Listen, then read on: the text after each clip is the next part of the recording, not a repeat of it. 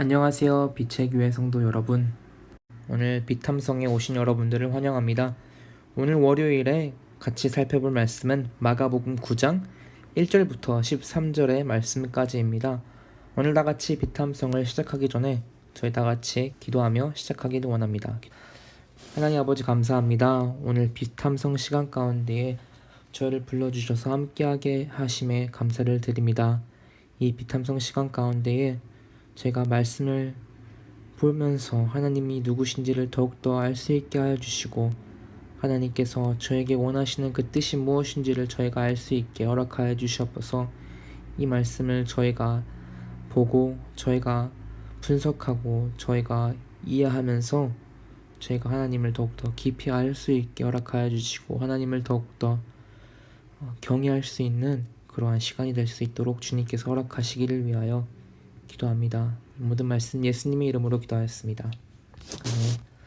자, 저희 다 같이 한번 말씀을 살펴보겠습니다.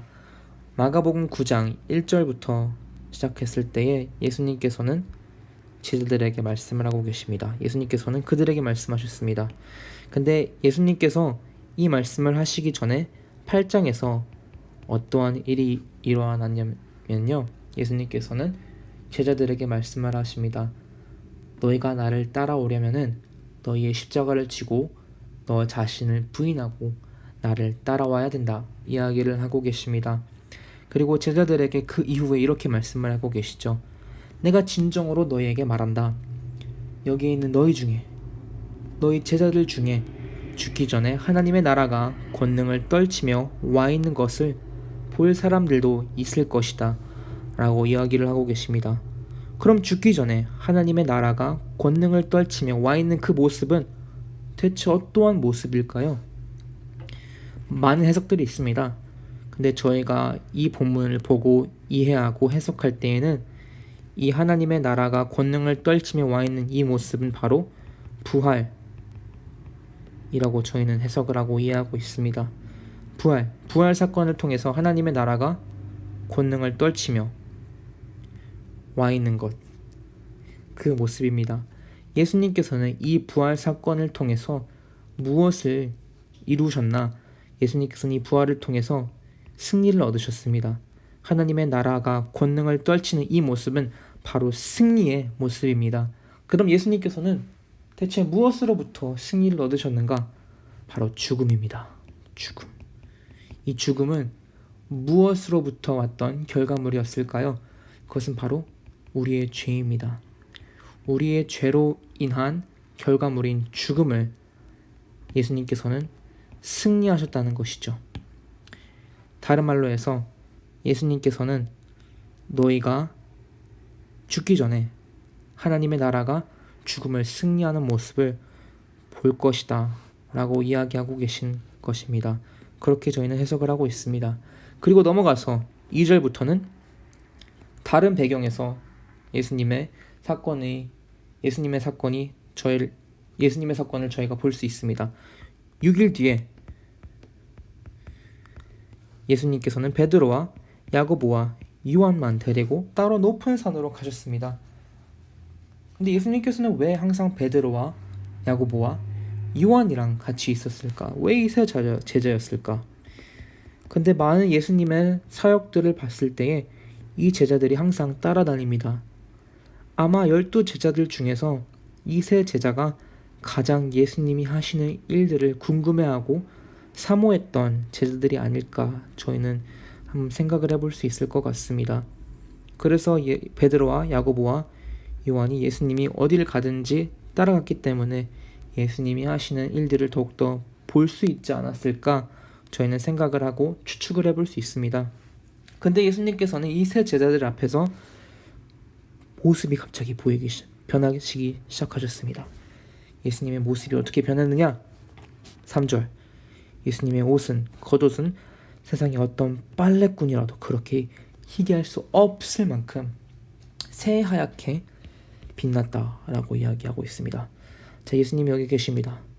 예수님이 입고 계신 옷은 아주 빛이 납니다. 빛이 나고 있죠. 근데 갑자기 이 빛이 나는 옷을 입고 계신 예수님 옆에 두 인물이 등장합니다. 바로 엘리야 아저씨 그리고 모세 아저씨 나타나서 예수님과 말을 주고받고 있습니다. 예수님과 말을 주고받고 있어요. 예수님과 말을 주고받고 있죠. 예수님께서 또 대답을 하시죠.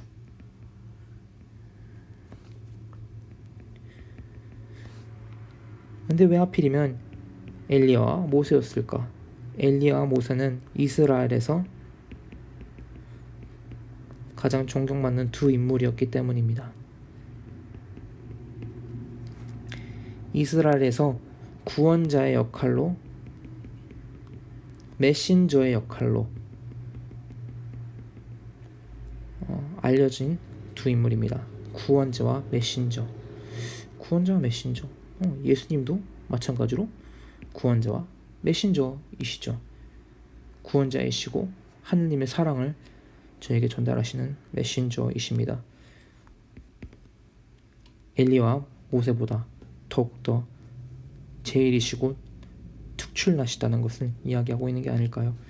그리고 이 사건 이후에 갑자기 베드로가 나타나서 이야기합니다. 라비님, 선생님이란 뜻입니다. 선생님, 우리가 여기에 있는 것이 좋겠습니다. 우리가 초막 셋을 지어서 하나는 선생님에게, 그리고 하나는 모세님께, 하나는 엘리야님께 만들어가지고 저희가 모시겠습니다. 지금 베드로가 정신이 없는 것 같네요. 너무 놀랐어요. 정신 무상태죠. 정신이 없어요. 그리고 다른 제자들도 깜짝 놀랐어요. Oh my goodness, what am I seeing?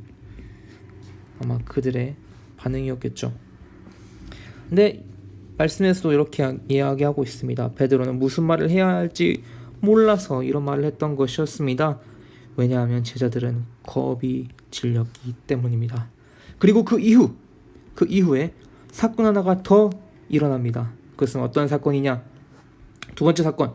자, 첫 번째 사건은 예수님께서 갑자기 옷이 변하셔가지고 갑자기 엘리야와 모세와 이야기를 나누시는 것. 두 번째로는 구름 속에서 소리가 납니다. 이는 내 사랑하는 아들이다. 너희는 그의 말을 들어라. 라고 갑자기 하늘에서 목소리가 우장창창하게 들리는 것이죠. 이것은 바로 하나님의 목소리입니다. 자, 하나님께서 말씀을 하고 계시는 거죠.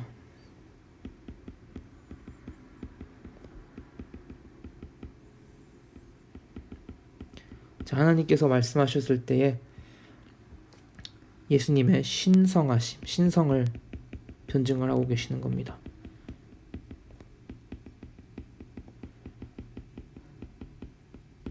예수님의 신성을.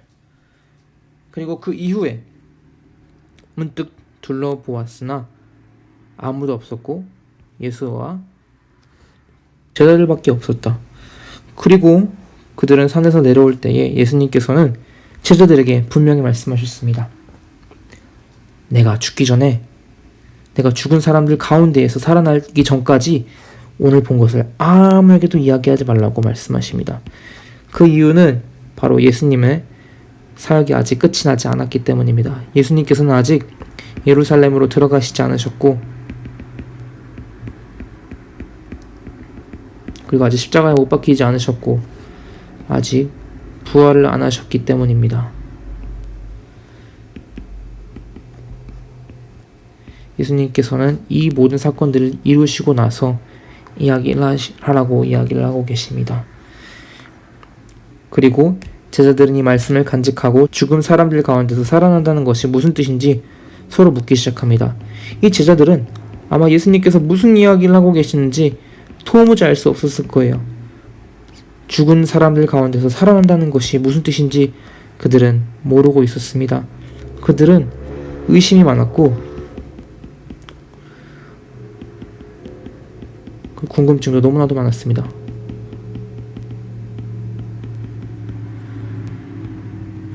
그래서 아마 이 세 제자들은 예수님이 가시는 곳마다 졸졸졸 따라다니지 않았을까 싶습니다.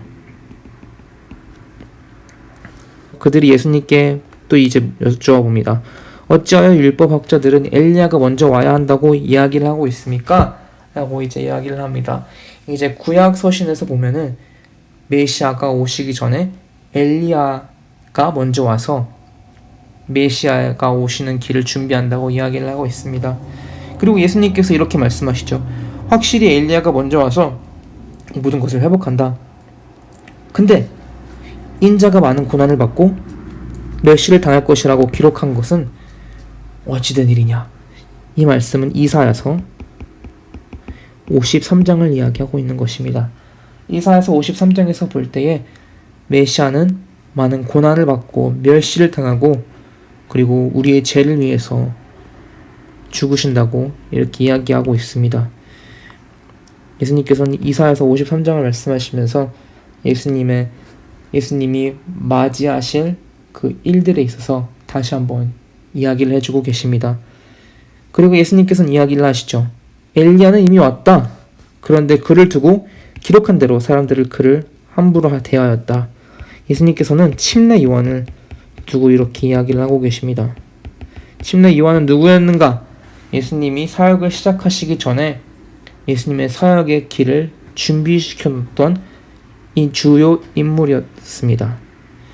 그리고 이는 엘리야와 비슷한 역할을 하면서 사람들이 예수님을 맞이할 준비를 시켰던 주요 인물입니다. 자, 오늘 다 같이 말씀을 살펴보았을 때에 많은 observation을 많이 같이 할 수 있었는데요. 이 많은 관찰들 속에서 우리가 어떻게 이 말씀을 우리의 삶 가운데 적용을 시킬 수 있을까요? 제자에서의 입장에서 생각을 해봤으면 좋겠습니다. 이 세 제자들, 의심이 많고 궁금증이 많았던 이 제자들, 그리고 예수님께서 가셨던 곳마다 줄줄줄 따라다녔던 이 제자들, 이 제자들에게 예수님께서는 왜 이 사건들을 보여주셨을까요? 이 제자들에게 믿음 없음 가운데에 믿음을 허락하시기 위해서, 확신이 없는 그들의 삶 가운데서 확신을 허락하시기 위해서 예수님께서는 부인할 수 없는 이 사건을 보여주십니다. 한 가지 방법이 아닌 두 가지 방법으로 예수님께서는 이 제자들에게 믿음과 확신을 심어주십니다.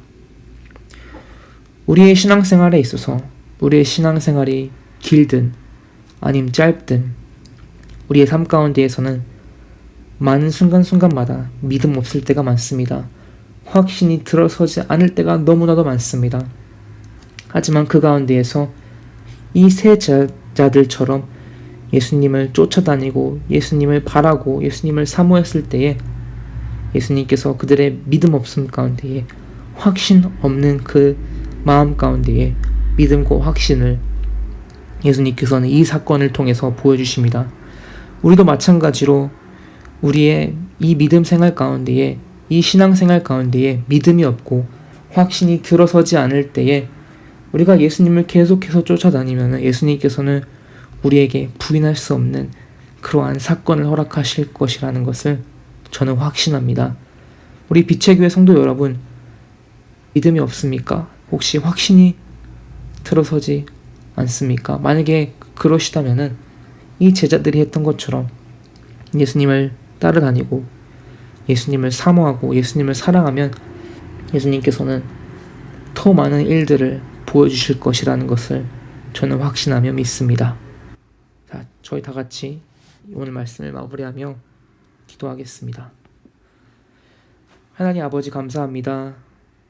오늘 말씀을 통해서 하나님이 누구신지를 보여주시고 이 제자들에게 하나님께서 보여주셨던 것처럼 저희가 믿음이 없을 때에 확신이 없을 때에 저에게 믿음과 확신이 들어서는 그러한 사건들을 하나님께서 허락하시기를 위하여 기도합니다.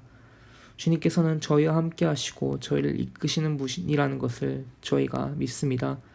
하지만 삶을 살아갈 때에 믿음이 서지 않을 때가 많습니다. 확신이 없어질 때가 많습니다. 하지만 그럴 때일수록 저희가 예수님을 붙들고 저희가 포기하지 않고 예수님만을 바라봤을 때에 저에게 경험하지도 못했던 그런 확신과 믿음을 허락하실 것이라는 것을 저희는 믿고 확신합니다. 예수님만을 더욱더 붙들기 원하오니 저에게 힘을 허락하여 주시고 그러한 마음을 허락하여 주시기를 위하여 기도합니다. 저희와 함께 하시는 주님께 감사를 드리며 이 모든 말씀 예수님의 이름으로 기도하였습니다. 아멘.